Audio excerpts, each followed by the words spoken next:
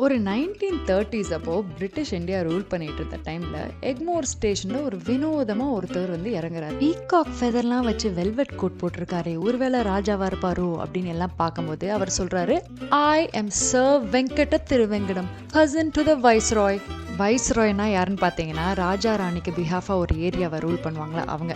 So அவர் சொல்றாரு, majesty வந்து என்ன ஒரு கான்ஃபிடென்ஷியல் சீக்ரெட் மிஷன்ல அமைச்சிருக்காங்க, அதுக்காக நான் வந்திருக்கேன். இங்க இருந்து ஸ்ட்ரைட்டா குதிரை வண்டி எடுத்துட்டு கனிமேரா ஹோட்டல்ல போய் பெஸ்ட் ஸ்வீட் புக் பண்றாரு. அவங்களாம் வித்தியாசமா பார்த்தோன்னே இங்கிலீஷ் சீல் குத்துன ஹேண்ட் ரிட்டன் லெட்டர் குயின் கிட்ட இருந்து அவங்களுக்கு கொடுக்குறாரு. அதுக்கு மேலே என்ன வேணும், என்டையர் ஹோட்டலே அவருக்கு தான் ஒர்க் பண்ணுது. இன்னும் கொஞ்சம் நாள்ல ஜமீன்தார், டெம்பிள் ட்ரஸ்டிஸ் எல்லாரும் இவரை பார்க்கறதுக்காக வராங்க. இவர் அவங்க கிட்டலாம் என்ன சொல்றாரு, குயின் வந்து தமிழ் வெல்ஃபேர் ஃபண்ட் ஓபன் பண்ண போறாங்க, ஆர்ஃபன் பிராமின் பாய்ஸ்க்குலாம் ஸ்கூல் கட்ட போறாங்க, டெம்பிள் கட்ட போறாங்க, டொனேஷன்ஸ் ஆர் வெல்கம். நம்ம ஆளுங்க சும்மா இருப்பாங்களா, gold coin, silver trays, temple jewellery, ஏன் சாமியார் ருத்ராட்ச மாலையே கட்டி கொடுத்துட்டாராம். இதெல்லாம் பார்த்து பிரிட்டிஷ்க்கு ஸ்லைட்டா டவுட் வந்துருச்சு. எப்ப நீ கடைசியா லண்டன் போன, உன் பேப்பர் ஒர்க்கை பார்த்தா நிஜம் சைன் மாதிரியே இல்லையே. பார்த்ததுக்கு பில் ஏறிக்கிட்டே போது அவர் எந்த பில்லையும் கட்டல.